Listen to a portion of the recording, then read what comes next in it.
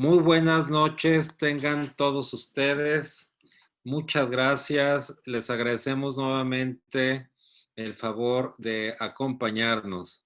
Seguimos con ese seminario de aspectos legales en medicina esta semana con los temas que ya ustedes conocen y que se han venido informando a través de redes sociales. Esta información está disponible en el Facebook de Medical Legal Center y en el Facebook de Yo Soy Médico 17.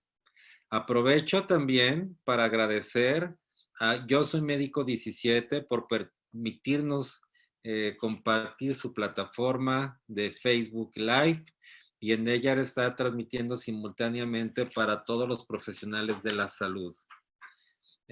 Antes de iniciar, quiero recordarles nuestras redes sociales, Medical Legal Center y Abraham Dávila R en Facebook, en Twitter y en Instagram.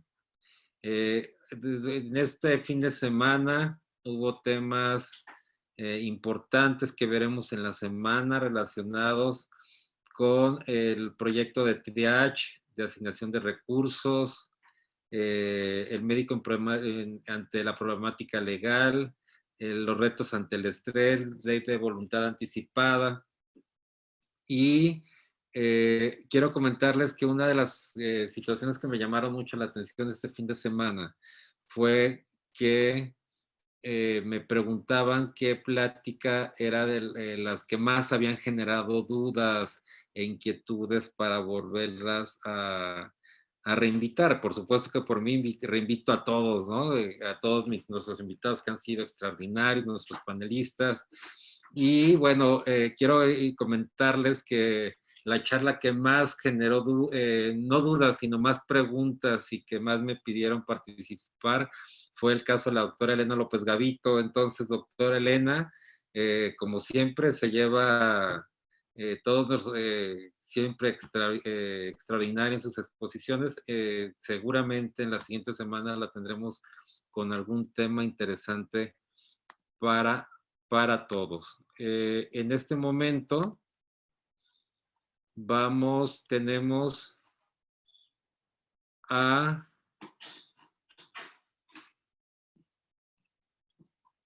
nomás me ayudan, por favor. Bueno, el día de hoy tenemos una plática muy interesante que se llama El recuento y lecciones aprendidas 19.8. Cuando yo preguntaba a qué se refería al 19.8, pues sucede que son las semanas de cuando ocurrió e inició el tema de COVID en China y cuando inició aquí en México. Entonces, seguramente eso nos lo explicarán nuestros invitados del día de hoy. Tenemos a dos invitadas, a la doctora Lilia Cote Estrada. Ella es asesora en seguridad del paciente y actualmente colabora con la Fundación con la Academia Esculap. También tenemos a la doctora Roxana Trejo González. Ella es gerente corporativo de epidemiología y control de infecciones del Centro Médico ABC, institución de asistencia privada. A partir de este momento, les agradezco a nuestras invitadas su participación y están completamente, nomás les pediría que pudieran generar del lado izquierdo, de abajo, inferior izquierdo de su pantalla, pudieran generar su video donde está la camarita. Ya las escuchamos, pero a ambas, a la doctora Lilia Cote y a la doctora Roxana, ya son coanfitriones, pero nos falta su cámara, a ver si nos pueden ayudar a activarla. A ver, ahí voy. Ya está, a la doctora Roxana ya la tengo en pantalla. Ya aquí tengo la pantalla. Ya las tenemos las dos. Doctoras, bienvenidas. Somos todos suyas, estamos transmitiendo simultáneamente en la plataforma Zoom y en Yo Soy Médico 17. Ok. Muchas gracias a ambas. Buenas noches. Buenas noches. Buenas noches. Pues, buenas noches. Empezamos, doctora Roxana, si me hace favor. Sí, nada más déjenme colocarla. Puedo compartir mi presentación, ¿no? Claro, donde está el botón de compartir pantalla es todo suyo. Permítanme. Es un botón verde que tiene en la parte inferior, ¿sí lo ve? Ah, ya la estamos viendo, ya. Ya estamos. Vamos, déjenme colocar ahí. Bueno, primero, muchas gracias por la invitación. Llegué en flash a mi casa, a su casa. Pero muchas veces ya saben que aunque estamos en México y andamos en pandemia, pues andamos en un montón de cosas. Muchas gracias, doctora Lilia Cote, por la invitación. Y bueno, muchas gracias, licenciado Abraham Dávila, también por la invitación. Muchas gracias. Bueno, aquí el tema que vamos a iniciar hoy es en esa parte del recuento que tiene que ver pues con lo que ahora nos acontece, ¿no? En relación a esta nueva enfermedad y este nuevo SARS-CoV-2, este nuevo virus. Algo creo que muy importante es que creo que nunca dejamos de aprender de las epidemias, ¿no? Y en su caso ya de las pandemias cuando se sale fuera de 2 o 3 regiones en donde ya hay epidemia, ¿no? Y transmisión sostenida, y bueno, ya le hablamos pandemias. Y creo que a lo largo de la historia existen cientos de ejemplos de epidemias que han sido desastrosas en el mundo. Y digo desastrosas no, en muchas ocasiones no por cómo atendamos o recibamos o preparemos al país o a un hospital, a un sistema, ¿no? En relación a esto, sino en muchas ocasiones por la misma manera de presentarse en estas enfermedades que pueden ser emergentes o reemergentes. Si ustedes recuerdan, pues todos estos que ustedes visualizan en la pantalla en su momento fueron nuevos y en su momento causaron problemas, algunos más, algunos menos, pero al final creo que lo más importante es que siempre estamos aprendiendo y que al final de la terminación de una pandemia o interpandemia, pues tenemos que tomar datos importantes y tomar el aprendizaje de cada una de ellas y mejorar siempre nuestro sistema de respuesta y preparación para esto, ¿no? Y creo que este tema es muy, muy importante. Cada uno de este tipo de padecimientos tiene una manera diferente de comportarse, una manera diferente desde su virulencia, su transmisión, al final también la capacidad que pueda tener de replicar, si estamos preparados o no con medicamentos, si estamos preparados o no para ver cómo es la transmisión, si vamos a ir aprendiendo o si este mismo virus puede ir mutando, y creo que este es un tema importante. Y bueno, hablando de esto, pues estamos en una contingencia, ¿no? Hoy sabemos claramente no solamente qué significa epidemiología, ¿no? Como en 2009, sino que es una contingencia o que es mitigación. Entonces, la contingencia es un evento que tiene la capacidad potencial o real de ocasionar daños a la salud en la población de una comunidad determinada o de un hospital y que amerita tener una respuesta inmediata para limitar su diseminación o impacto. Y creo que este es un tema importante en relación a que fuera de que iniciemos en algún lugar, como fue su momento en Wuhan, luego Hubei, y de ahí empezó su transmisión a otros lugares por la globalización que tenemos hoy. También es importante saber que dentro de las instituciones de salud también podemos tener un impacto en tener epidemias dentro de la institución de salud de los colaboradores de la atención.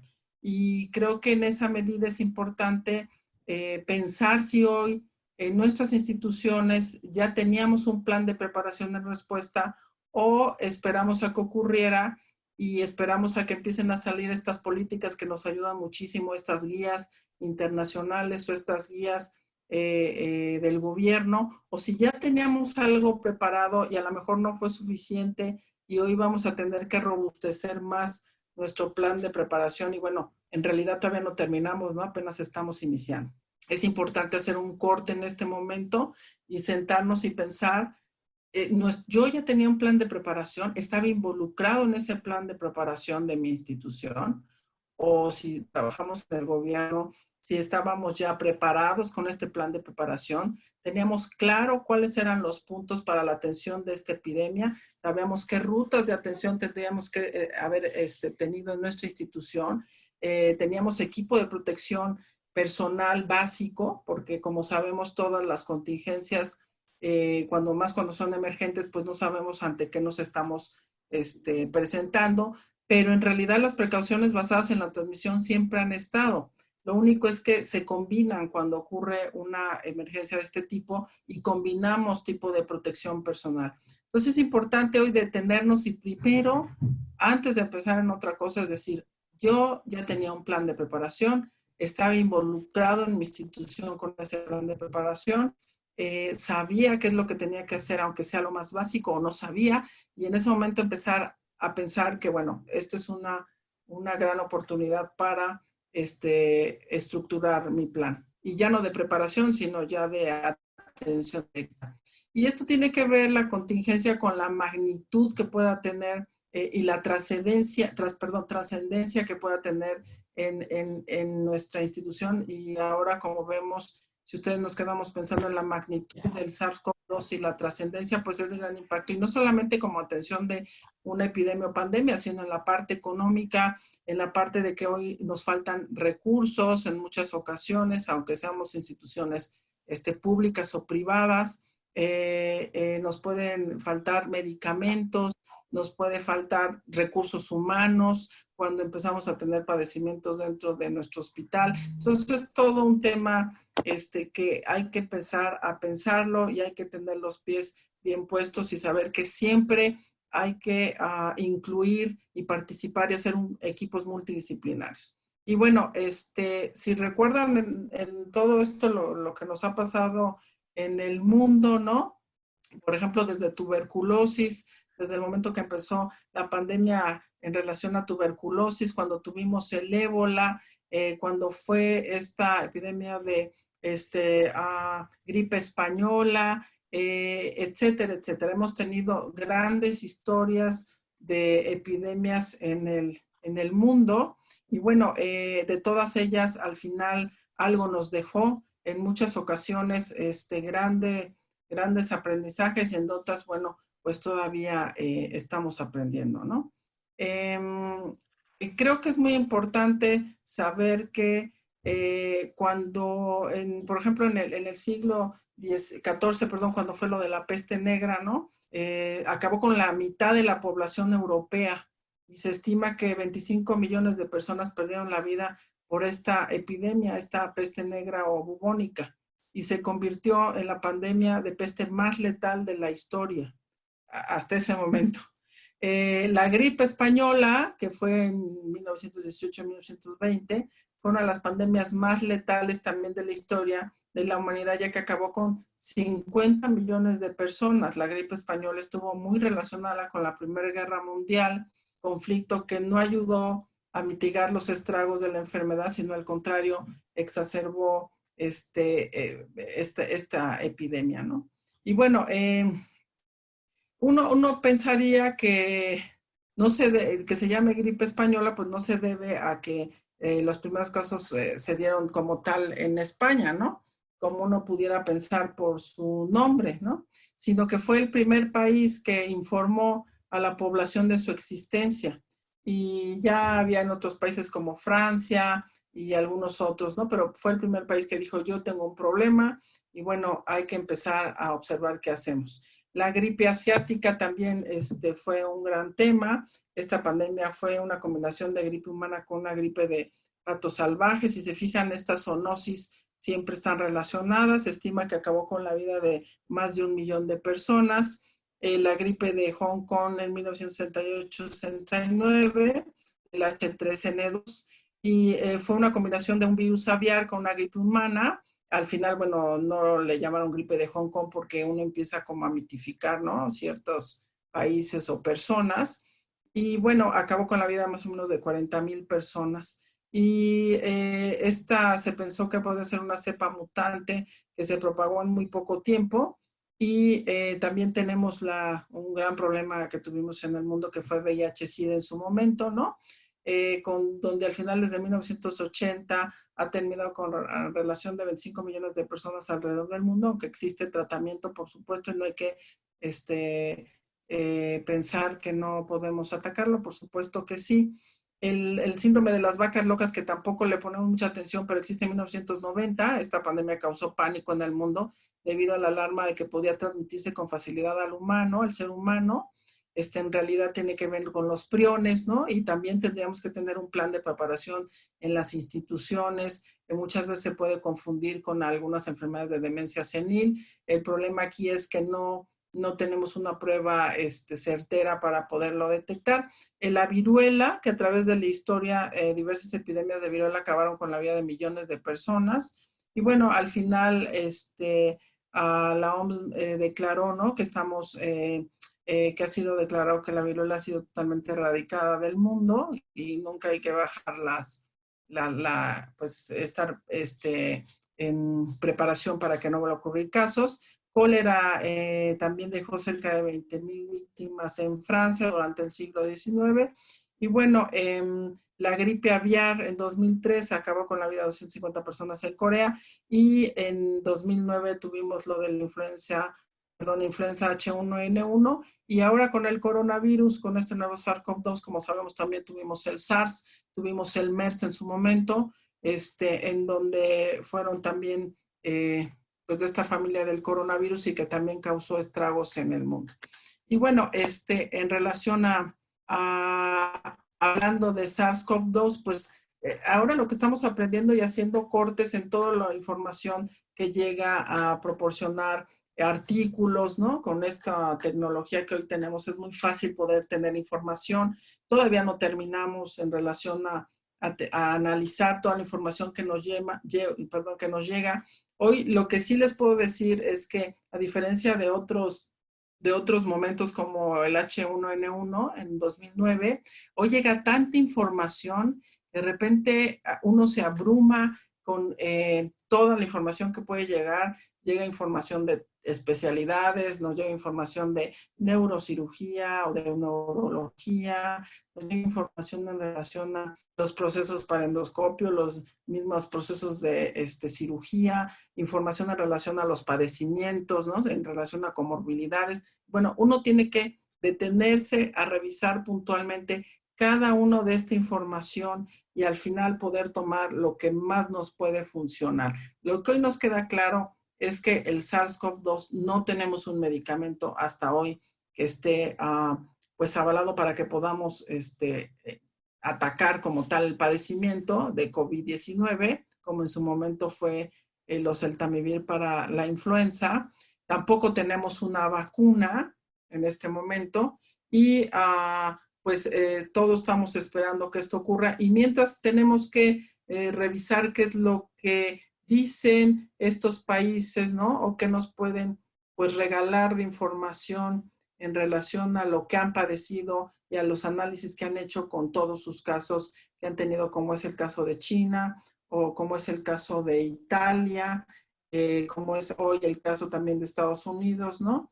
Que lo está viviendo el día a día, o de Ecuador, o de Alemania, o de Corea.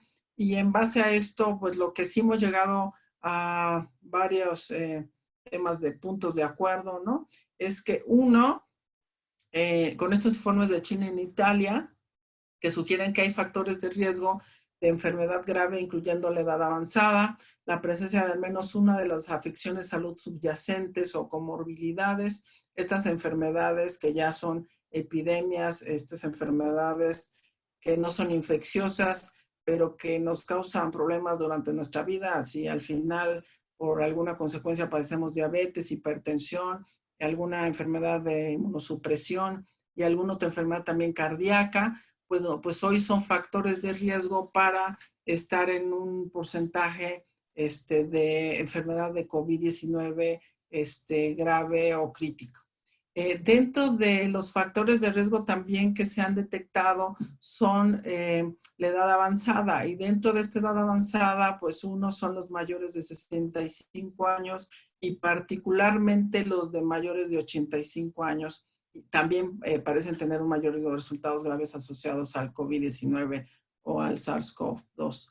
Y esto tiene que ver en base a los análisis que se han leído, es porque a paso del tiempo se debilita nuestro sistema inmunológico, se hace menos eficiente y esto tiene que ver con cómo se ha ido desarrollando pues nuestra vida, ¿no? Y al final, si aparte de tener esta edad y está en este grupo de riesgo, pues también tener algunos otros enfermedades, ¿no? Que son estas cargas de la enfermedad que hoy se llaman, como pueden ser las comorbilidades. Entonces, el tema hoy es que los mayores de edad, pues tenemos un sistema inmunológico menos fortalecido, que es más complicado poder atacar como tal la enfermedad. Y bueno, en general, el 37.6% de los pacientes tienen una o más afecciones de salud subyacente o factores de riesgo. Esto ha sido en base a la información y análisis que ha arrojado en Estados Unidos, y el 62% no informa ninguna de estas afecciones.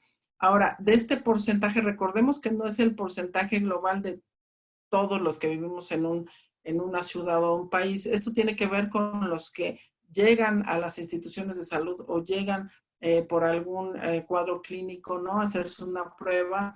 Y esto varía también la población, porque existen poblaciones en donde se tiene un grupo en base a estos grupos de edad, ¿no? Donde podemos tener una población más vieja, una población más joven o una población con una mayor carga de la enfermedad, de comorbilidades, y esto, por supuesto, pues si hacemos un análisis, el porcentaje va a ser mayor, ¿no? El porcentaje de pacientes con COVID con al menos una afección de salud subyacente o factor de riesgo fue mayor entre aquellos que regresen un resto en las unidades de cuidados intensivos, el 78%, o sea, estos pacientes que necesitan del 100% de tener COVID, de estar en una unidad de cuidados intensivos, este 78% portaba al menos una afección de salud de estas comorbilidades, enfermedades no infecciosas, y tienen que ser atendidos en una unidad de cuidados intensivos. Y aquellos que requieren hospitalización sin ingreso en un 71%, o sea, los que sí necesitan también estar en institución de salud, no en una terapia intensiva, es un 71%, que entre los que no fueron hospitalizados, que es un 27%. Y bueno, creo que un punto importante también, ahorita vamos a entrar en la parte de comorbilidades, que se ha dicho mucho, porque los hombres tienen más probabilidad de tener síntomas peores y morir de COVID-19. Pero esto, como lo vuelvo a repetir, tiene que ver con la información que pudiéramos analizar, ¿no? Sabemos que las personas mayores, como ya lo comentamos, son más vulnerables a COVID-19, pero ha surgido otro factor de riesgo importante, que es ser hombre, y esto hay que tomarlo con pinzas y hay que analizarlo puntualmente. Los primeros signos de una diferencia de sexo, de esta información que nos compartía el mundo, ¿no? Fue en Wuhan. Poco después de que empezó el brote, hubo pues una información, una recopilación de datos o serie de casos, y lo pusieron a la información pública, en donde el 30 de enero un equipo de la Facultad de Medicina de la Universidad de Jiaotong de Shanghái publicó un informe sobre solamente 99 pacientes con COVID-19 que ingresaron en un hospital en Wuhan entre el 1 de enero y el 20 de enero. Descubrieron que entre los admitidos, los hombres superaban en número a las mujeres en más de 2-1. Y también había una diferencia de la parte del género, sexo, entre las muertes. Los datos de mortalidad de 21 hospitales en Wuhan entre el 21 y el 30 de enero, es un periodo muy corto, por ejemplo, revelaron que el 75% de los fallecidos eran hombres. Y uno diría, bueno, entonces escondamos a los hombres, ¿verdad? Porque esto es un factor de riesgo. Recuerden que estos son análisis o presentaciones de series de casos, ¿no? En donde nos dicen, esto es nuestra demografía, esto es lo que ocurrió. No son análisis de determinar qué es como tal un factor de riesgo. Es más una descripción de los casos. Pero bueno, esto ha puesto a la comunidad y más a la comunidad que da información, ¿no? En alerta. Bueno, entonces, desde entonces, estudios más grandes de otros países han respaldado estos hallazgos anteriores. Por ejemplo, en Inglaterra, en Gales, en Irlanda del Norte, por ejemplo, alrededor del 70% de los pacientes críticos ingresados en cuidados intensivos han sido hombres, y una mayor proporción de hombres que mujeres han muerto. Acuérdense que seguimos hablando de proporciones y seguimos hablando de esta información descriptiva de los casos, ¿no? Y un estudio de más de 4,000 pacientes de COVID en hospitales de la ciudad de Nueva York. Recuerden que Nueva York está en el centro del huracán por una alta transmisión rápida en relación a la enfermedad de COVID-19. Y bueno, lo que encontraron fue que el 62% eran hombres. La diferencia no parece ser causada por una tasa de infección diferencial. Este estudio en Nueva York, por ejemplo, encontró que un número igual de hombres y mujeres contraen el virus. O sea, no es que los hombres tengan mayor incidencia, ¿no? Como tal, sino que el número es igual en relación a adquirir el virus entre hombres y mujeres. Pero los hombres tienen más probabilidad de propagarse enfermedades graves y muertes, ¿no?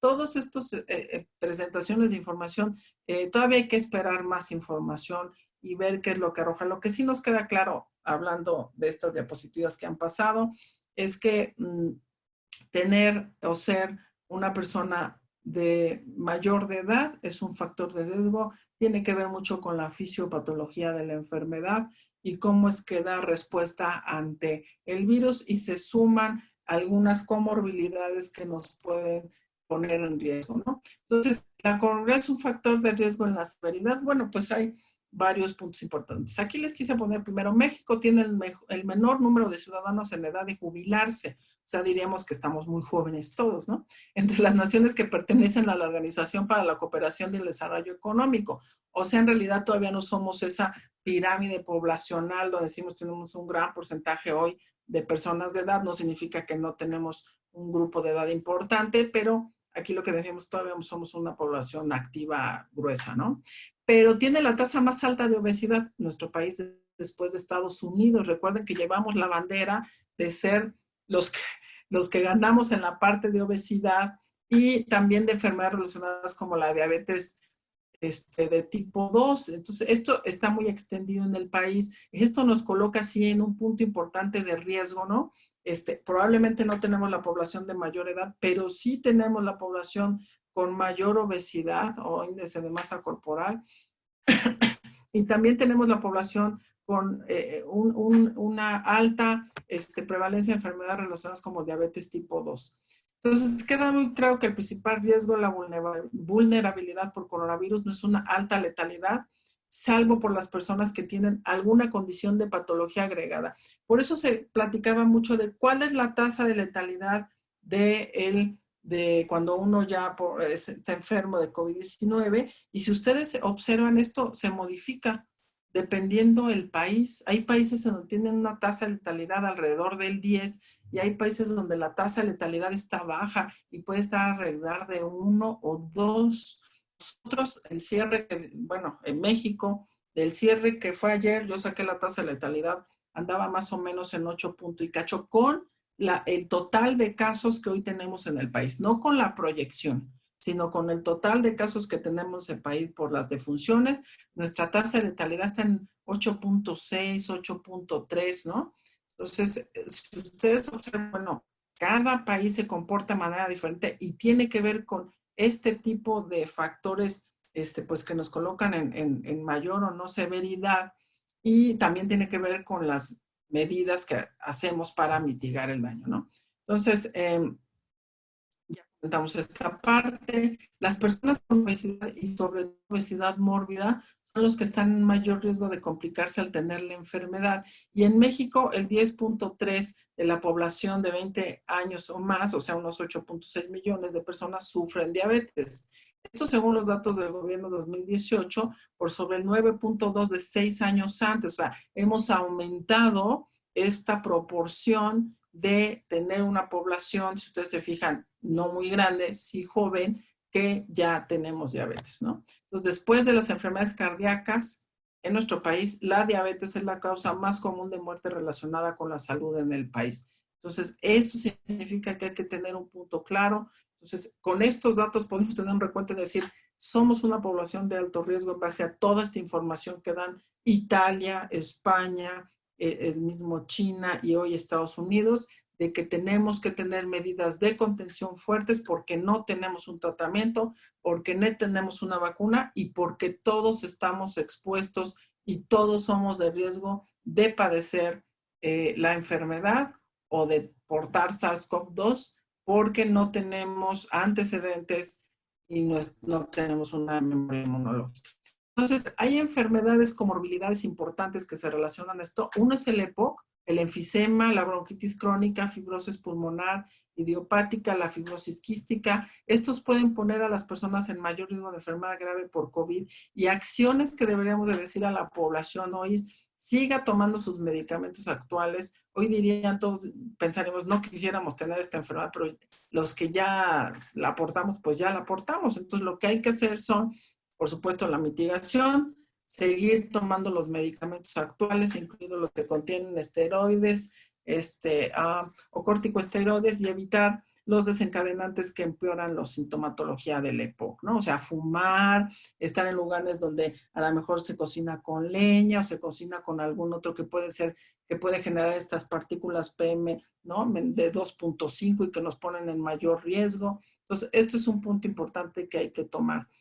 La diabetes, incluido el tipo 1, el tipo 2 o gestacional, pueden poner a las personas también en mayor riesgo de enfermedad grave por COVID, y ya comentamos que nuestra población tiene una alta prevalencia de diabetes. ¿Qué debemos de acciones de tomar? No podemos dejar de tener diabetes, hoy no se puede, entonces hay que continuar tomando nuestros medicamentos que nos dan los médicos para la diabetes, como la insulina, medidas, hay que medir el nivel de azúcar en sangre cada 4 horas, realizar seguimiento de los resultados y asegurar tener al menos un suministro de 2 semanas de sus píldoras. ¿Para qué? Para no estar saliendo fuera. Creo que es un tema importante que hay que tener. Y estas enfermedades, estas dos exacerban cómo se comporta la enfermedad cuando ya la aportamos de COVID-19, y tiene que ver mucho con la baja respuesta que ya nuestro cuerpo puede tener al estar manejando niveles de glicemia fuera del control. Esto provoca daños en nuestros órganos, en nuestro mismo sistema vascular, y esto por supuesto va a condicionar que podamos tener un padecimiento grave o crítico de COVID-19. Entonces, hay que seguir las pautas del Día de Enfermedad para Personas con Diabetes, que le deben dar la salud. En las afecciones cardíacas graves, los que pueden portar alguna enfermedad como esta, como insuficiencia cardíaca, enfermedad de obstrucción de las arterias coronarias, cardiopatía congénita, cardiomiopatías, hipertensión pulmonar, pueden poner a las personas con mayor riesgo de enfermedad grave por COVID-19. ¿Y qué acciones deberíamos de tomar? Bueno, hay que seguir tomando la enzima convertida en angiotensina si nos lo indica el médico. A lo mejor no lo quiere modificar. Han habido unos artículos que comentaban que el estar tomando este medicamento puede tener un riesgo de severidad del padecimiento. Necesitamos todavía revisar más información de esta. Sí sabemos que algunos pacientes que portan COVID-19, un 30%, pueden tener como un cuadro de tipo infarto agudo del miocardio, y se ha topado y se tiene información en donde entran al área de hemodinamia, hacen revisión intracoronarias, y las coronarias hay pacientes que están bien, pero da un cuadro que pareciese una afección tipo AMI, ¿no? Enfermedad aguda del miocardio, y creo que es muy importante empezar a tener conocimiento de todo esto que nos está dando SARS-CoV-2 como daño a nuestro sistema, a nuestros órganos, no solamente los pulmones. Pero bueno, asegurarse de tener al menos un suministro de 2 semanas de sus tratamientos para evitar salir. Las personas con hipertensión deben continuar controlando su presión arterial y estando en contacto con su médico para saber si continuamos con estos inhibidores de enzima convertidora de angiotensina o bloqueadores receptores de angiotensina, según lo que el médico nos pueda decir, y que seguramente él tendrá la información adecuada en base a todo lo que hoy nos da el COVID-19. Comentábamos la parte de los adultos mayores, ¿no? Que tienen un mayor riesgo de enfermedad grave, muerte por COVID. Y bueno, aquí pues no podemos ni quitarnos la edad, ni por supuesto hacer nada más. A lo mejor hoy encerrados en nuestra casa podemos empezar a hacer ejercicio. Esto es más un daño paulatino a través del tiempo, ¿no? Creo yo que lo que hoy podemos hacer es, si tenemos que tomar medicamentos, los tomemos. Si tenemos que tener los consejos de algún médico, pues hay que hacerlo. Si queremos hablar a nuestro médico y estamos nerviosos de qué es lo que debemos de hacer, hay que hablarle, hay que tener un plan de acción en relación a nuestras condiciones de salud, qué podemos mejorar ahora que estamos encerrados en casa, y saber qué necesitamos para estar en casa con un checklist. Hoy se ha generado información importante tener. Estos son los insumos que usted debe tener en casa y muchos tienen relación con sus padecimientos o su comorbilidad, ¿no? Y bueno, los pacientes inmunocomprometidos, por supuesto, pues ellos tienen una menor capacidad del sistema inmunológico de dar batalla al padecimiento. Recuerden que este padecimiento, pues hoy lo que ocurre es que estamos dejando la historia natural como tal del padecimiento. Y esta historia natural del padecimiento pues va a verse modificado dependiendo cómo está nuestra condición de salud. Y en los pacientes inmunocomprometidos, quienes están en tratamientos de cáncer, tienen trasplante de médula o acaban de ser trasplantados o de órganos o tienen algunas deficiencias inmunes, VIH con recuento bajo de células CD4 o en tratamiento para VIH o un uso prolongado de corticosteroides o otros medicamentos que puedan condicionar la inmunosupresión. Por supuesto, debemos estar sí asesorados por un médico y sí en nuestras casas, ¿no? Continuando con nuestros medicamentos y muy pegado a lo que el médico nos pudiera estar diciendo el día de hoy. Entonces, es importante saber que hoy estamos ante una enfermedad dejando que pase la historia natural de ella y dependiendo de cómo se encuentre nuestro órganos o cómo estemos en relación a padecimientos es como vamos a responder. Cada uno de los padecimientos que platicamos ahorita tiene una relación específica con la fisiopatología del SARS-CoV-2 o del COVID-19. Y bueno, como habíamos dicho, estos informes publicados en China e Italia, ¿no? Sugieren que estos factores de riesgo nos condicionan importantemente. Hay mucha información que hay que revisar.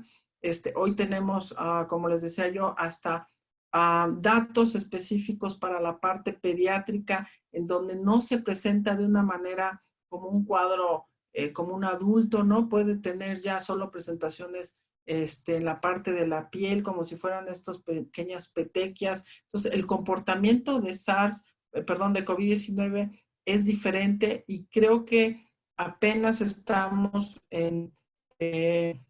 pues en adquirir la información completa de qué es lo que nos está dando, pero creo que con esa información que tenemos hoy podemos hacer cosas importantes en nuestra institución de salud, podemos hacer cosas importantes individualmente y podemos aportar pues ayuda o mitigar, ¿no? Para que el impacto sea mucho menor.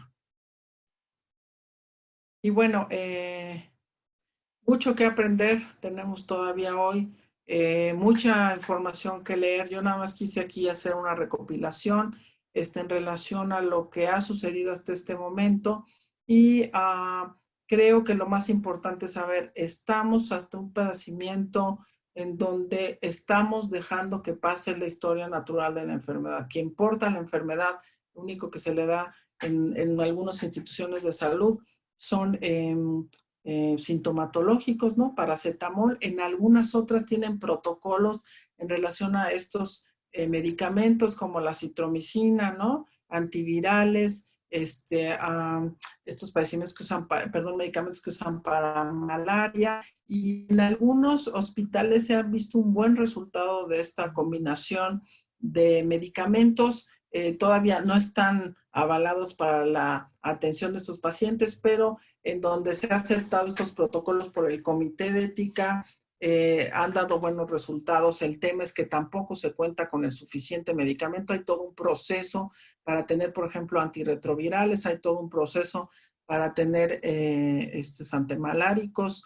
La citromicina, ¿no? Por supuesto, esa es más libre, pero sí, hoy los infectólogos, dependiendo de la institución, están haciendo pues evaluación de cómo reaccionan de una manera no prospectiva, sino retrospectiva este tipo de tratamientos y seguramente nos empezarán a dar información en México de qué es lo que está pasando con ellos. Entonces, mucho que aprender.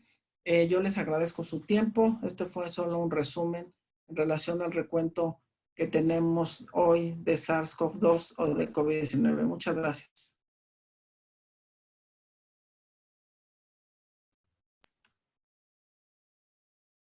Bueno.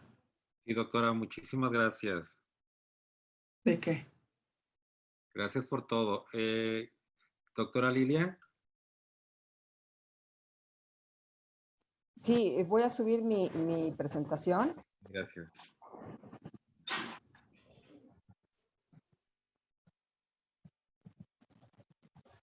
Ya, Roxana, nos espera para las preguntas y respuestas, por favor. Yo se las voy a... Claro, con gusto.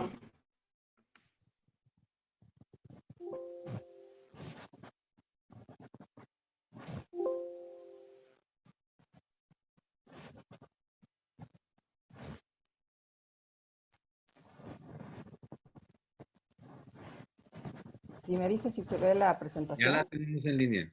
Ok. Bueno, pues buenas noches y muchas gracias, licenciado Dávila, por habernos invitado a este foro que yo he seguido con cierta regularidad y que realmente ha sido muy útil para la comunidad médica. Esta conferencia la ubicamos en dos sentidos. Por un lado, el recuento de qué es lo que ha pasado hasta estos momentos, porque ya la doctora Roxana nos hizo algunas puntualidades respecto a algo que parecía que teníamos olvidado y que las epidemias y pandemias tienen una cierta ciclicidad y que los científicos y los médicos vamos olvidando cosas y vivimos el día a día. Y por otro lado, yo quiero comentarles algo sobre lecciones aprendidas. Pareciera muy fuera de lugar o prematuro considerar que puede haber lecciones aprendidas, cuando estamos apenas aprendiendo mucho de esta enfermedad, comportamiento, tratamiento, fisiopatología, etc. Pero me pareció interesante hacer algunas acotaciones de algunos puntos que podemos ya en este momento aprender. Y creo que de las primeras cosas que podemos aprender es que desafortunadamente no hay evidencias suficientes, confiables y completas que en este momento nos permitan hacer digamos, una compilación de resultados que generen buenas prácticas y que podamos hacer recomendaciones. Lo cierto es que tenemos que estarnos actualizando continuamente, por no decir día a día, si somos profesionales que estamos atendiendo pacientes o somos profesionales que estamos desde otra trinchera tratando de aportar y colaborar en esta situación tan problemática pues para México y para la humanidad. Definitivamente en ese recuento que se va haciendo, pues es evidente que salten datos como los que vemos aquí. ¿Cuántas personas en el mundo ya han tenido la enfermedad? Y sobre todo, ¿cuántas personas han fallecido por este problema? Que realmente ustedes pueden ver ahí, pues son más de 165,000 personas. Pero ahora ubiquémonos en México. Y en México, en donde día a día nos informan de cuáles son los resultados de los pacientes que están enfermos, de los pacientes que son descartados, que son negativos, que son sospechosos, pero pues cuántos pacientes han fallecido. Y definitivamente muchas de las cifras que están aquí, que seguramente están hechos por expertos en el tema, pero también es cierto que al mismo tiempo nos manejan un sistema Centinela que nos habla de más de 56,000 personas, 66,000 personas ya con la enfermedad y que muchos de los pacientes han fallecido en los hospitales por neumonía típica, que no alcanzaron el beneficio de tener una prueba que permitiera establecer el diagnóstico de COVID. Y que entonces, pues si bien es cierto y de manera muy respetuosa los datos se están presentando, pues también es cierto que hay espacios que no nos permiten ver y dimensionar la verdadera situación de esta pandemia.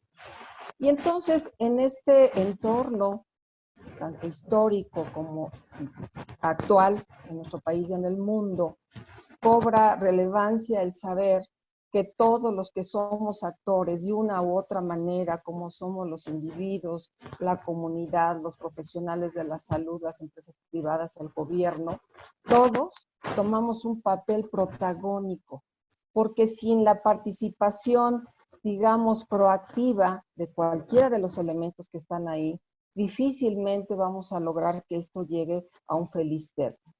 Y bueno, la OMS habla de políticas, de estrategias que recomienda a los diferentes países y seguramente lo hemos escuchado de una u otra manera. Y es movilizarnos todos, es decir, no mantenernos de manera expectativa, sino realmente tener un papel proactivo, protagónico, como lo acabo de decir, desde las cosas más elementales como las medidas básicas de seguridad, que es higiene de manos, la sana distancia, la etiqueta respiratoria, entre otras. Pero también es importante controlar y evitar la transmisión comunitaria. en donde nosotros como individuos y como comunidad jugamos un papel preponderante que nos va a permitir que esta transmisión comunitaria se mitigue, ¿sí? Ya no fue posible prevenirla porque nos descuidamos en muchas cosas, pero ahora tendremos que mitigarla para poder reducir la mortalidad y tendremos que, con esta reducción, proteger a los trabajadores que están en la primera línea y, por supuesto, a la población que es vulnerable. Un papel, una estrategia que aún está en desarrollo, que es vacunas y terapias, bueno, pues está seguramente todos los científicos y en todos los laboratorios del mundo están trabajando incesantemente para que esto se pueda lograr. Y ya bien comentó la doctora Roxana y en las pláticas de semanas pasadas, se han comentado sobre la gran cantidad de medicamentos que de una u otra manera se están ejerciendo en función a estudios relativamente pequeños, pero que dan un aliento de esperanza para que esto pueda ser. Lo cierto es que hay mucho por aprender y una de las lecciones aprendidas es esa. Tenemos mucho por aprender, mucho por investigar. Dentro de este comportamiento que tiene este virus, pues definitivamente, si bien es cierto, en América, en México, en Estados Unidos, teníamos la enorme oportunidad de ver cómo se estaba comportando en otros países, lo cierto es que me parece que nos faltó la firmeza desde los que toman decisiones de políticas públicas hasta todos los niveles, de tener la claridad y no decirnos adelantarnos al futuro, sino sencillamente analizar algo que era inminente que tuviéramos y que definitivamente no tuvimos la contundencia para actuar de una manera más prematura. Y ustedes pueden ver ahí la fase combinada con la estrategia y cuáles son las cosas que se van haciendo y cómo van funcionando. Y definitivamente esto lo hemos oído muchas veces, que en la medida en que se mitigue la contaminación, en que se tomen medidas de precaución, la curva va a ser diferente.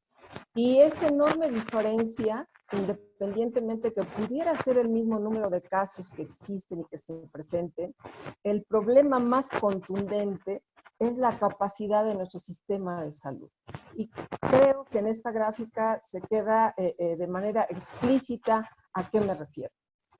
Puede ser el mismo número de personas, pero si el número de personas se atiende de una manera en un mayor tiempo, no vamos a rebasar esa capacidad de nuestro sistema de salud. Que si bien es cierto, seguramente todos lo tenemos presente, nuestro sistema de salud adolece de muchas situaciones que lo llevan que lo hacen ser un sistema de salud con muchísimas áreas de oportunidad y que se ha analizado y investigado durante décadas, es decir, que es un sistema segmentado, que es un sistema que tiene muchos problemas, pero que pues ahora pues, nos vamos a enfrentar ya, o nos estamos enfrentando, pero con mayor agudeza en las siguientes semanas, nos vamos a poner a prueba. Y desafortunadamente el poner a prueba es no poner a prueba el sistema de salud, poner a prueba la vida de cientos, o espero que no lo sea, de miles de mexicanos que nos vamos a enfrentar a esa situación. Es de todo sabido la enorme deficiencia que existe tanto en camas como en ventiladores y no decir de profesionales de la salud. Realmente esta deficiencia obviamente apuntala más esa capacidad limitada que tiene nuestro sistema de salud. Ahora veamos toma de decisiones en políticas públicas. Bueno, ya habíamos visto cuál era el comportamiento que tuvo China, que aisló totalmente a toda una comunidad, que mandó a cuarentena a toda su población, que tuvo la infraestructura, que construyó en 10 días un hospital de una cantidad impresionante de camas, y pese a eso, los que toman decisiones no necesariamente toman las mejores decisiones. Tengo la total claridad que aparejado al problema de salud viene el aspecto financiero y que los gobernantes tienen que tomar decisiones muy fuertes sobre protegemos la salud y la vida o blindamos el sistema financiero, que también es una situación muy importante para la vida de todos los ciudadanos. Pero vean ustedes esto, ven ustedes que en este primer esquema de círculos para esta fecha, a principios de abril, bueno, o a principios de la segunda semana de abril, COVID era la segunda causa de muerte dentro de su población, que eran de 12,392. Y vean ahora ustedes, al día de hoy, las defunciones son 40,589.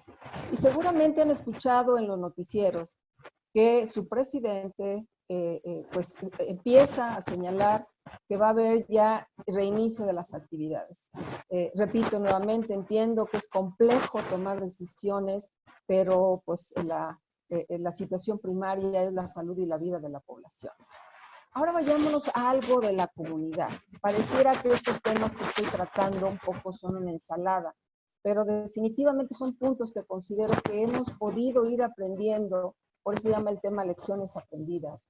Y cuando de alguna manera, de manera oficial, se señala que la movilidad se ha reducido, que esto nos va a ayudar a que se mitigue más el problema de COVID, pues ven ustedes los datos que arrojan organizaciones, digamos que serias, en donde nos señalan, por ejemplo, que en América, México, somos los que menos hemos frenado la movilidad.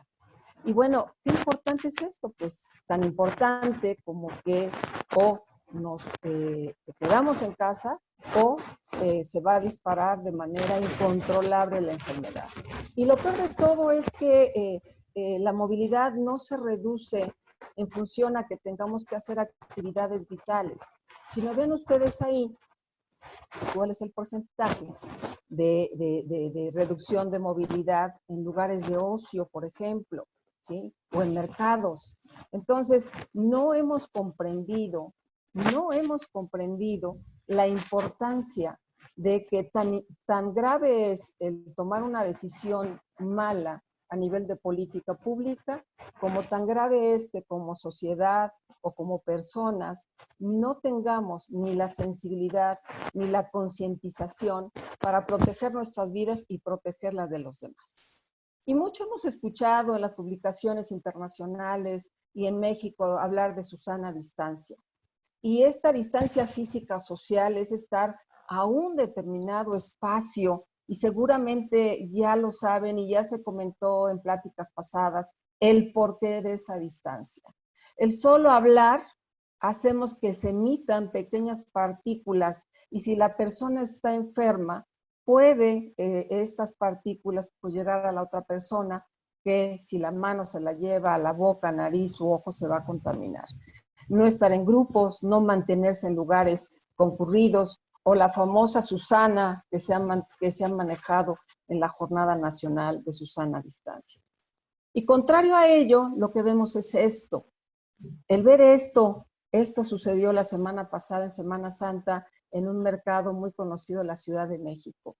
Y entonces es donde creo que podemos capitalizar la enorme importancia que cada uno de los elementos de esa lista que comenté de actores somos protagónicos. No hemos entendido o no se han mandado los mensajes claros, o tenemos que esperar hasta que el mensaje de vida sea diferente para que lo podamos comprender. Y muchos han estudiado acerca de la tasa de contagiosidad de muchas enfermedades, ahora del coronavirus, y vemos que esta tasa puede ir de 1.5 a 3.5. Y bueno, uno puede decir, bueno, y de la influenza es de 1 a 2, pues no es mucho. Pues sí es mucho, porque ustedes pueden ver este esquema en donde si vamos multiplicando exponencialmente, una sola persona puede contagiar a cientos de personas, y se ha dicho que a miles.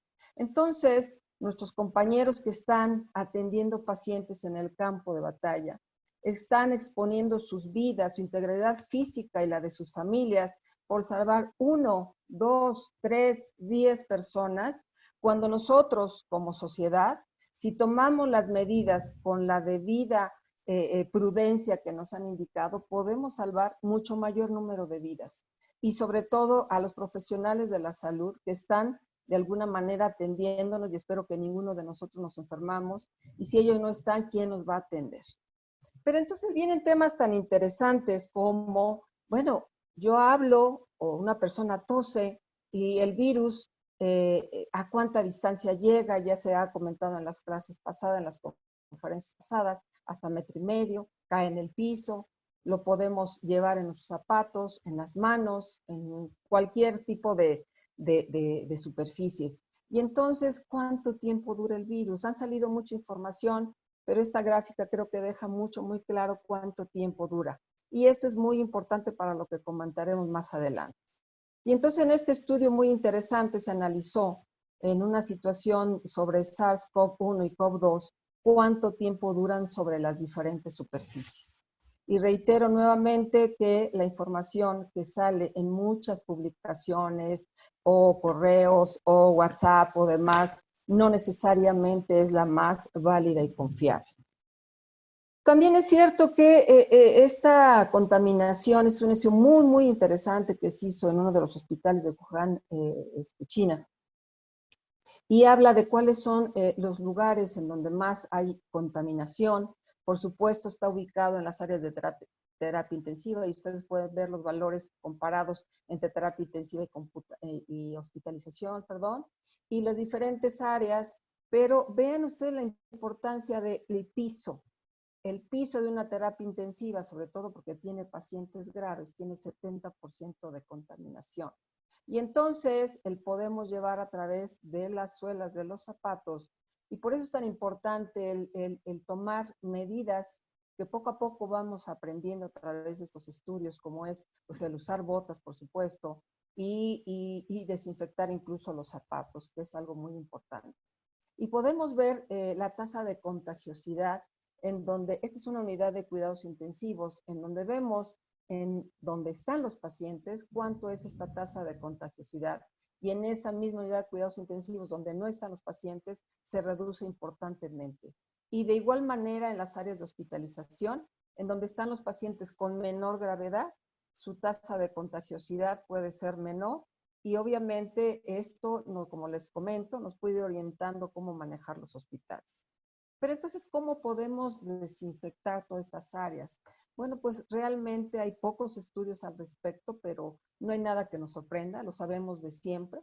Los que todos y los que nos dedicamos mucho al tema de control de infecciones, creo que sabemos perfectamente cuáles son las sustancias o los infectantes que nos ayudan a desinfectar correctamente. Y ustedes pueden ver el alcohol para superficies pequeñas, el peróxido de hidrógeno, que también es muy efectivo, y el hipoclorito de sodio, que es el cloro, que es muy barato, pero bien usado nos puede ayudar mucho. Entonces, las lecciones aprendidas en esta parte es, sabemos cómo, hasta ahorita, cómo se contagia y tenemos que tomar las medidas para resolver. Otro punto que aunque se tocó la semana pasada y no me voy a dedicar con profundidad al tema, está relacionado con los equipos de protección, que sabemos perfectamente que están limitados, que el personal de salud no lo tiene, pero tocan este problema, por supuesto que depende de quien da los insumos, pero también muchas veces el que se use de manera adecuada, que eso tiene mucho que ver, porque si no se usa de manera adecuada, definitivamente no va a causar la protección. Si seleccionamos el insumo inadecuado, ya sea porque no los den o porque nosotros propios lo seleccionemos y no lo usemos, evidentemente vamos a poner en riesgo. Obviamente hay que usarlo de manera racional. Seguramente ustedes han visto en la televisión que de repente salen los gobernadores con su N95 cuando esos definitivamente no lo requieren porque están en una rueda de prensa. O bien cuidar y coordinar la cadena de abasto para que esto sea optimizado. Y entonces mucho tiene que ver con el riesgo de exposición que tienen los profesionales de la salud. Muy alto, medio y bajo. Y esto va a depender mucho en la medida de la cercanía y el contacto con los pacientes y en la medida de que el procedimiento que hace el médico lleva implícito una exposición con aerosoles. Y entonces definitivamente no podemos esperar que un insumo como este pueda tener la protección adecuada, sino definitivamente la gama de aditamentos, dispositivos que utilicemos es muy variada y cada área va a tener un sitio especial que ya se trató de alguna manera la semana pasada. o bien de dispositivos como esto que le permite al anestesiólogo o al endoscopista realizar la tarea de una manera más segura. Hay una práctica muy interesante que, bueno, pues veníamos practicando con mucha insistencia. Yo tuve el privilegio de liderar la campaña Higiene de Manos en el Instituto Mexicano del Seguro Social en 2015, y los esfuerzos que se hicieron verdaderamente fueron abrumadores y realmente era poco lo que se lograba avanzar. Sin embargo, esta es otra lección aprendida. Nos tenemos que ver obligados a realizar algo para protegernos nosotros, para que lo consideremos como una situación de una frase que yo escuché el otro día de una persona que la verdad no identifico, pero dice, lava tus manos como si tu vida dependiera de ello. Y no es una frase poética, sino es realmente la verdad. Y entonces nos vamos a otro tema que es la línea de defensa vital, que es la protección respiratoria. Y repito que ya se dio el tema completo de equipo, pero me estoy enfocando en su punto porque son lecciones aprendidas. Y dentro de las lecciones aprendidas es qué tipo de mascarilla es la correcta, es N95, es R95, es KN95. La verdad es que me he enfrentado yo a una verdadera miniciencia relacionada tan solo con este tema. Y entonces, que si el virus mide tanto, cuál tipo de mascarilla es adecuada o cuál no. Sin embargo, lo que sí puedo decir como lección aprendida es que hay una falta de estandarización y conocimientos, y tantas personas tienen tantas iniciativas y tantas cosas que lo cierto es que no se están realizando las mejores prácticas que pudieran serse. Y entonces nos enfrentamos ante otra lección aprendida. ¿Qué es esa otra lección aprendida? No tenemos suficientes N95, hay que reusarlos, perdón. Bueno, pero resulta que los fabricantes dicen que no, que se desechen, pero ante la necesidad se han hecho estudios en donde nos dicen, bueno, es que sí se pueden reusar si estas mascarillas se esterilizan con diferentes medios de esterilización, ¿sí? Y de esta manera se ha comprobado que se elimina el virus, pero ¿todos tienen la suficiente capacidad para estar esterilizando los cientos de mascarillas? Lo cierto es que no. Y entonces recurren muchos profesionales de la salud a este tipo de prácticas, a buscar en Internet. Y yo los invito a que se metan a Internet, a YouTube, y vean cómo se desinfectan las mascarillas. Y se van a encontrar una cantidad muy interesante de personas que recomiendan que como no se pueden tirar porque no hay, y como no los pueden mandar a esterilizar porque tampoco tienen el recurso, bueno, pues que se roceen por la parte externa. Hasta dicen las cantidades, las diluciones de alcohol, de cloro, nos explican perfectamente sobre una caja, sobre una estructura metálica, en una charola. O sea, nos explican todo, ¿eh? Eso no tiene sustento, ¿sí? No tiene absolutamente ningún sustento. Y evidentemente para mí esa es otra lección aprendida. Realmente cuando alguien emite una recomendación, tiene que consultar verdaderamente, pues por lo menos las evidencias que hay hasta el momento, y no emitir recomendaciones que son sentidas o que lo único que van a hacer es malorientar al profesional de la salud. Y entonces en esa búsqueda, a ver, yo tengo la necesidad de mascarilla porque tengo pocos recursos, tengo limitaciones para meterlo a esterilizar, ¿qué cosas sí puedo hacer en función a las recomendaciones que dan las organizaciones internacionales? Y vean ustedes, en este caso en particular, SEYES, que es una organización de cirugía endoscópica, una organización, digamos que respetable en el mundo, nos dice rotar la mascarilla, ¿sí? O bien, el CDC nos dice lo mismo, basado en este tipo de estudios, en donde dice, a ver, no lo puedo tirar porque me hace falta, no lo puedo esterilizar, pero entonces lo roto la mascarilla y doy 5 mascarillas para que una persona tenga, cuando existe la posibilidad de, más bien dicho, pues, cuando existen pocos recursos, pero que se buscan alternativas que permitan hacer una buena práctica. Espero haber sido clara, pero mi mensaje principal es: no tomemos como cierto cualquier información que existe en Internet o en YouTube o en las redes que se mandan con mucha frecuencia y que yo veo que la información solo desorienta y hace mala práctica. Y ven ustedes aquí también, el Colegio Americano de Cirujanos nos habla de estrategias, o vean ustedes aquí lo que decíamos, que si se rocea por fuera, no solamente es insuficiente la desinfección, sino además altera las fibras de lo que está hecho el N95 y propicia una mala protección para el profesional de la salud.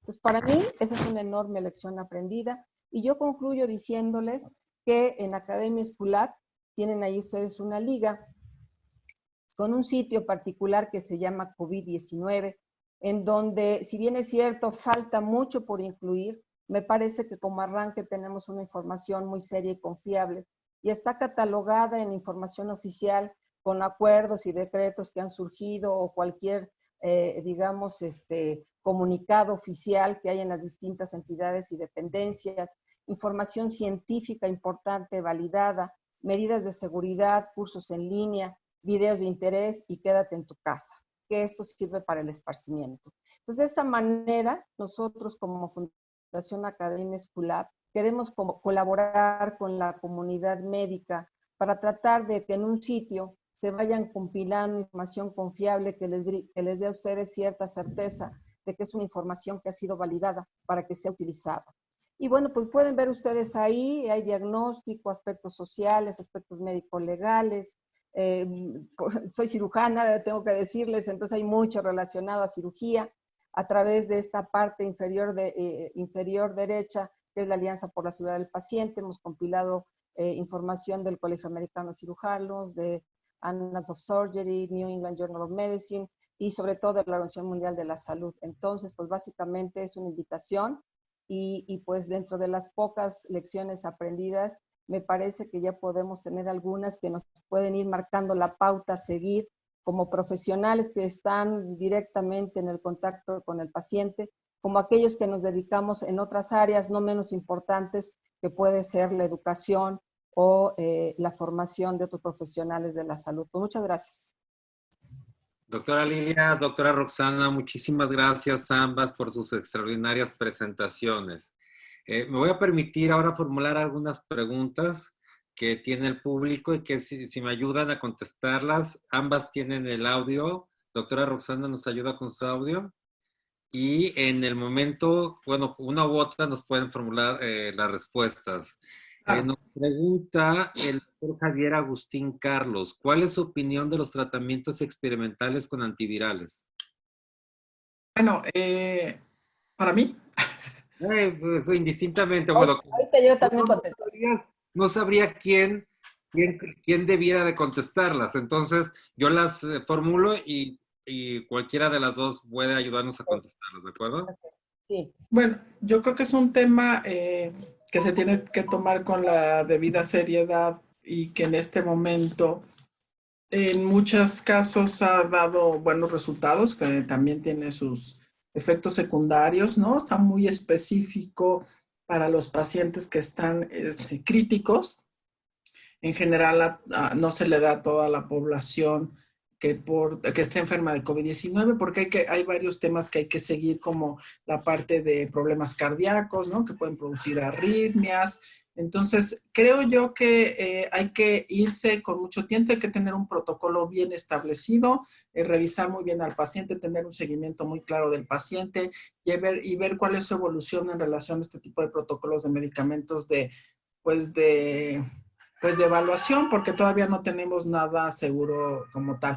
Lo que sí pudiera comentar es que en la poca experiencia que hoy tenemos en nuestra institución, pues hemos tenido buen resultado, ¿no? Es todo un equipo de infectólogos quien lleva este protocolo y en su momento pues darán alguna información respecto a esto.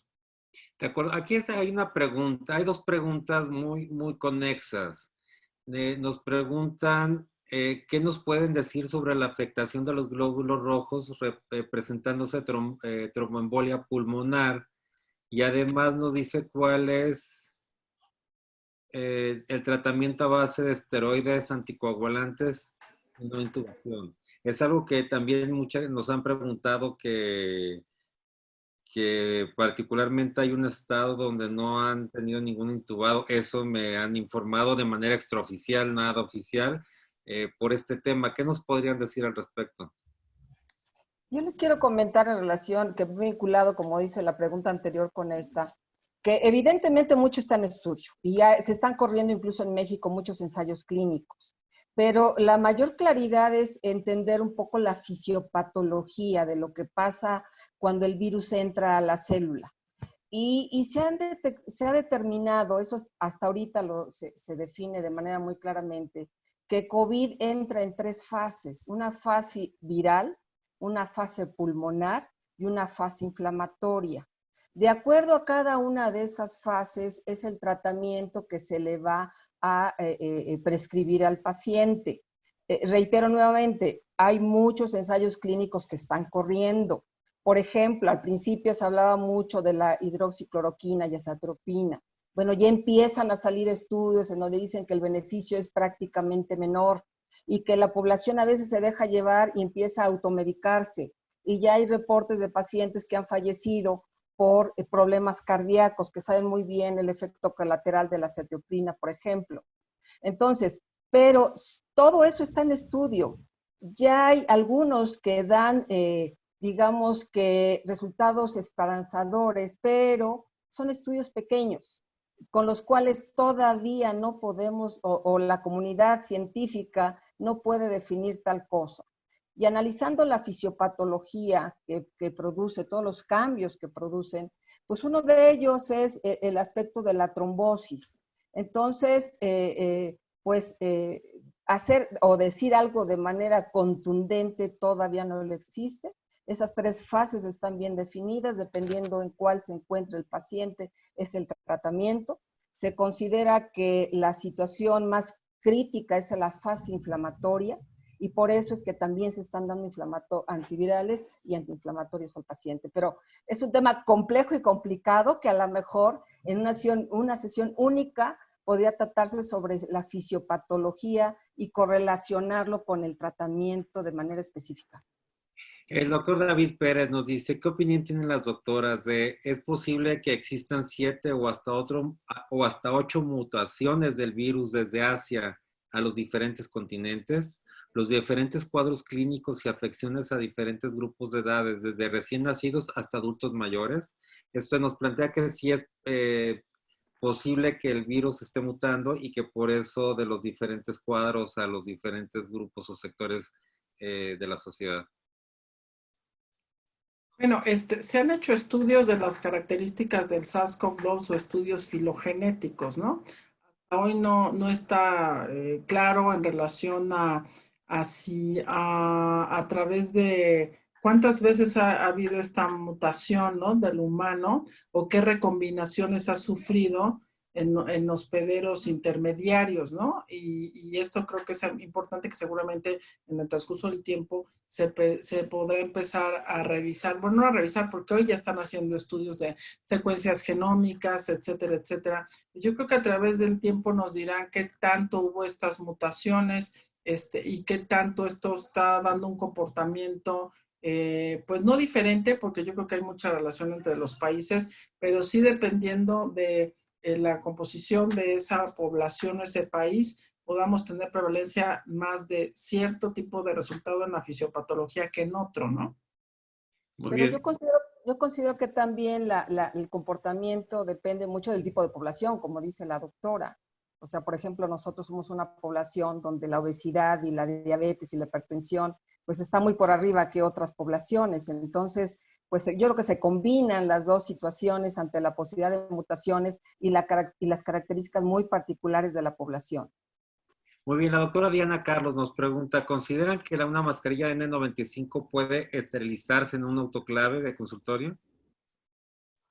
No, de consultorio no. Hoy apenas ayer, creo antier, ya desde los principales días ya de abril empezó a sacar la FDA cuál es la aceptación para poder pues reprocesar, ¿no? Y ya hasta te indica cuántas veces puedes reprocesar, qué tipo de revisión le tienes que hacer a los N95, y esto es para estar seguros que de verdad al portar pues no pueda ser como un fomite, ¿no? Lo que se recomienda también es que sea la misma persona la que la va a seguir utilizando, y esto tiene que ver más con a la falta del insumo en el mundo, ¿no? Y al momento de tener este tipo de problemática, pues tenemos que empezar a racionalizar el equipo de protección personal, pero específicamente de consultorio no es la recomendación.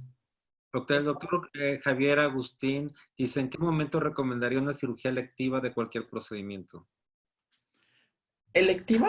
Bueno, doctora, usted que es cirujana. Si el paciente tiene COVID o en general en un hospital. O sea, realmente los posicionamientos que hay a nivel internacional del Colegio Americano de Cirujanos, de la Asociación Española de Cirujanos, que por cierto tiene muchos posicionamientos muy interesantes y que pueden consultar en esa página, habla perfectamente que los pacientes que tienen una patología que debe resolverse de manera electiva, se analice si realmente, primero es que no se operen los pacientes de manera electiva, únicamente urgencias. La segunda, si una patología se puede operar de manera electiva, pero a la hora de analizar, el paciente puede esperar 4 meses, que es lo que medianamente se ha considerado que va a durar esto, pues esperen. Si consideran que en un tiempo menor se puede complicar o agudizar, entonces es cuando se tomaría el criterio de su cirugía. Pero de manera muy general, la cirugía se deja cuando la patología es de urgencia. Muy bien, muchas felicitaciones, doctora Lilia. Doctora Roxana, qué bárbara, me tiene sorprendido, no sabía que la felicitaran tanto. A la doctora Roxana. Sí, doctora Roxana, me tiene sorprendido. Doctora Roxana, felicitaciones por aportar sus conocimientos en este tema y del mal que queja el mundo entero. Una pregunta, también se habló de la predominancia del tipo de sangre A, aparte del género masculino. ¿Qué nos puede decir de eso? ¿Algo comentar al respecto? Bueno, a través del tiempo, no ahora para COVID-19, ¿no? Yo creo que ahí todavía falta mucha información, pero ha habido estudios, por ejemplo, en la Universidad de Chapingo, la misma en Inglaterra, en las universidades o academias de Inglaterra, en donde se ha visto cómo ciertos tipos de combinación sanguínea tienen mayor predisposición a tal padecimiento. Es como cuando habla uno en relación a la genética y existen alelos, ¿no? Que pudiéramos tener que nos hacen más susceptibles a padecer tal o tal enfermedad. Específicamente hoy, yo creo que no estamos todavía ante lo cierto en relación al tipo de sangre y COVID-19. Todavía faltan muchos estudios. Seguramente al paso del tiempo podríamos revisar esto y va a tener que ver también con el tipo de población, ¿no? Seguramente. Oye, otra pregunta. ¿En qué porcentaje se ha podido calcular que aumenta la morbimortalidad al contagiarse de COVID cuando se tiene una enfermedad crónico-degenerativa? Doctor Guillermo González. ¿Quieres comentar o yo? No, él es quien la formula, pero quien me guste contestarla. A ver, doctora. Bueno, en relación al porcentaje, lo que nos ha dado la información hoy es que eso tiene que ver con la carga de la enfermedad, ¿no? Y hay estudios en donde se ha observado cuál es esta carga de padecer una comorbilidad como tal, y dependiendo de esta comorbilidad es esta carga en relación a COVID-19. Hay estudios muy interesantes en relación a esto. Lo que sí pudiéramos decir es que cuando tú tienes más de 2 enfermedades o 2 comorbilidades de este tipo, el porcentaje puede ser de hasta al menos de la información que yo tengo, del 4 al 8%, ¿no? De estar en un área, no de enfermarte, sino de estar en este grupo de los enfermos críticos. Muy bien.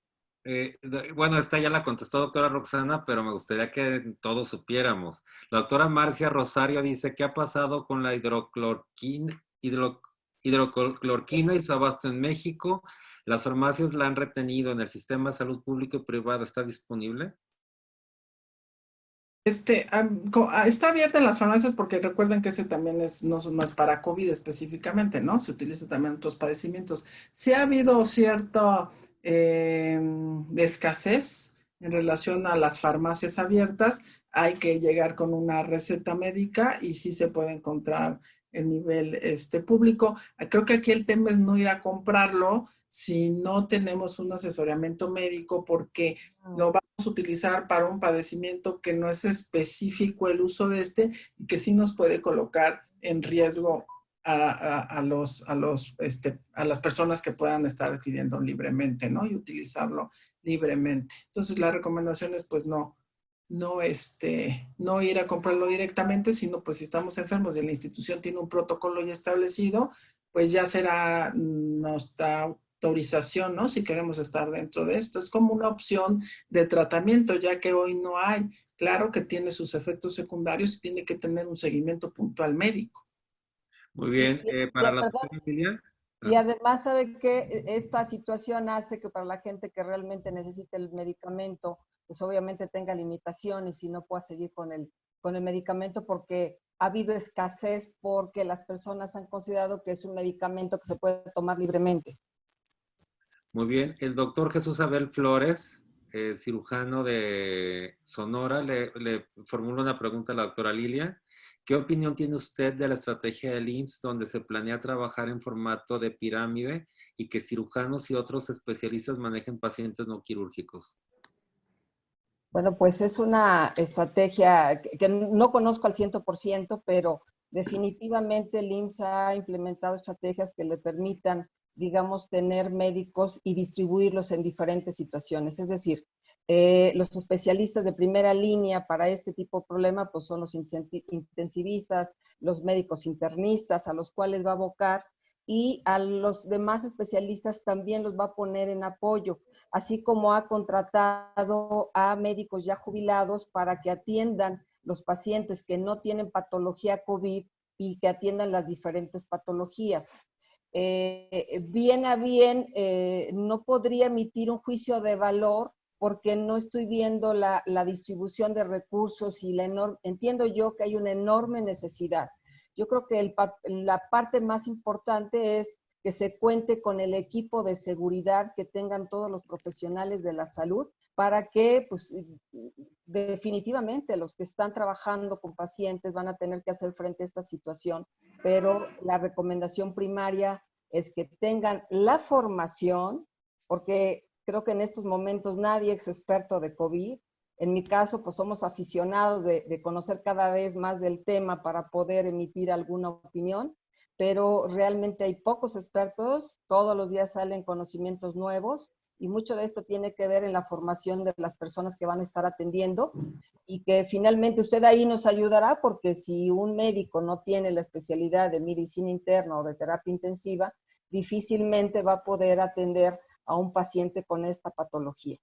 Ahí viene una pregunta muy, muy interesante que nunca me la habían formulado. La elabora el doctor Adán Padilla. Eso es para usted. No, por favor, eso es para ustedes. A ver, muy buena pregunta y vamos a ver la trascendencia de esto. A mí cuando me preguntan qué pasa cuando operar un procedimiento electivo, les digo que cada caso es independiente y que será en función de la característica del paciente, riesgo-beneficio. Si tiene mayor beneficio el procedimiento que el riesgo, por supuesto. Si es más alto el riesgo que el procedimiento, pues no lo haría. Pero la pregunta del doctor Adán va mucho más allá. Y yo creo que es muy buena para todos los que realizan procedimientos selectivos.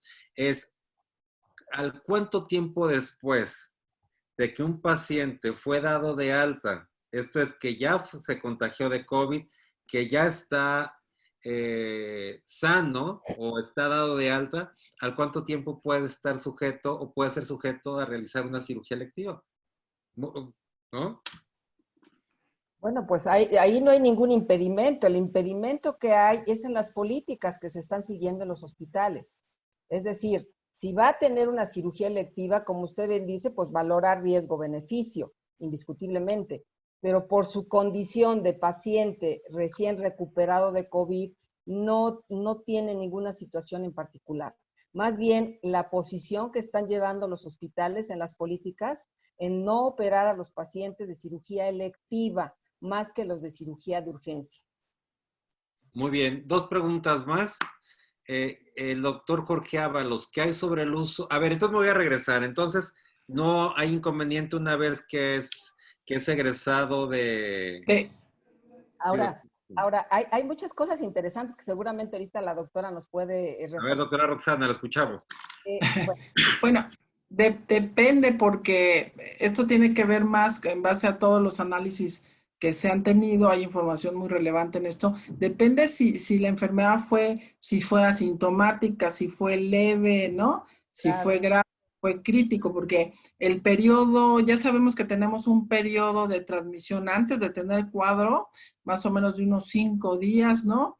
O 3 días, lo más fuerte está entre los 3 días antes de tener cuadro. Después, cuando uno tiene un cuadro, por ejemplo, asintomático, si te detectan en un periodo que es un poquito más transmisible, cuando está el cuadro más fuerte y tiene la carga viral más fuerte, pues más o menos al quinto, sexto día, si no tuviste cuadro como tal y te dijeron que tienes SARS-CoV-2, ya a más o menos a los 11 días ya dejas de ser transmisible, ya no estás haciendo transmisión. Los que son leves, más o menos en el día 15 o 16, los que son graves, pues tienen un proceso mucho mayor porque, por supuesto, no van a estar afuera deambulando. Ellos pueden llegar hasta los 30 días más o menos y así se va acrecentando. Depende mucho del cuadro que pueda tener, ya que esto puede mantener más la carga viral en el paciente, ¿no? Entonces, tiene Quiere decir que un lo deja tener el paciente... cuadro y entonces empieza a tener, a no ser ya transmisible y entonces sí pudiéramos atender al paciente como tal. Ahora hay unos protocolos que implementan algunos hospitales, bueno, que quieren empezar a implementar, como es estas pruebas de PCR, ¿no? En el día más o menos 8, algunas encuestas específicas en relación a cuadro clínico, así viajó a un lugar de alta transmisión, estuvo con un caso sospechoso, un caso confirmado, etcétera, etcétera, ¿no? Cada institución, en base a esta evidencia científica, está tratando de implementar sus propios protocolos para en el retorno a la normalidad de empezar a atender a esos pacientes, pero cada uno específicamente hay que analizarlo en individual, ¿no? Ok, pero ¿existe algún parámetro? ¿Es solamente una fecha de acuerdo el tipo de, la cantidad de tiempo se va alargando conforme a la gravedad del paciente? Así es, porque puede seguir teniendo carga viral y entonces tendremos que dejar pasar un periodo mayor para saber que ya no es transmisible y siendo una enfermedad, cirugía electiva, poder entrar a cirugía. Porque eso también va a tener que ver con en cuestión de la mitigación, ¿no? De quienes están dentro del área quirúrgica. A los pacientes que son graves, pues ya hay hospitales que tienen toda un protocolo o un procedimiento establecido de dónde se generan mayores aerosoles y en esos procesos de mayor aerolización tener ya pues procesos como estas pues cajas de acrílico para la intubación, para la extubación, cuando se nebuliza, qué equipo de protección personal, pero esto es para cuando son agudos y tienes que operar. En caso de ser electivo, pues hay que tener ya tu protocolo y utilizar la evidencia científica para tener un sustento formal, ¿no? Muy bien, vamos a hacer dos preguntas más. El doctor Fabián Maya nos hace, estoy leyendo preguntas de Facebook. Usted, buenas noches, ¿recomiendan el uso de lámparas UV para desinfectar las máscaras N95? Y una más, ¿qué consideraciones tienen ante las traqueostomías que ya se están solicitando a los pacientes de COVID? los 3 procedimientos que recomienda FDA para esterilizar o para descontaminar a las máscaras o los N95 son rayos ultravioleta, peróxido de hidrógeno y calor seco. Son las 3 cosas que ha considerado que pueden, o más bien dicho, que eliminan la cantidad y la carga viral para poder ser utilizados. Incluso 3M, que es el principal fabricante de las N95, acepta que después de estos procedimientos quedan libres de carga viral, pero que, bueno, finalmente, pues no es algo que la empresa por sí misma recomiende, pero sí ya se aceptan como mecanismos de descontaminación.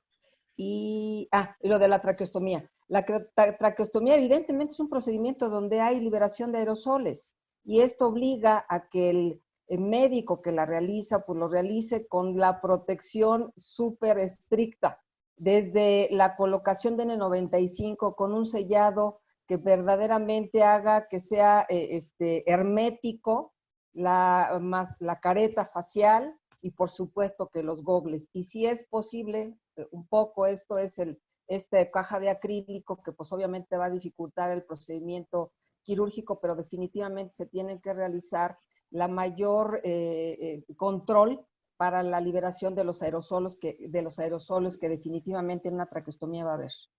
Muy bien, la última pregunta, la doctora Murúa. Dice, buenas noches, ¿puede presentarse reinfección? ¿Hay cuadros en México con reinfección? O sea, ¿hay pacientes que se han vuelto a infectar o que han presentado nuevamente síntomas o esta enfermedad? La doctora Roxana que nos apoye.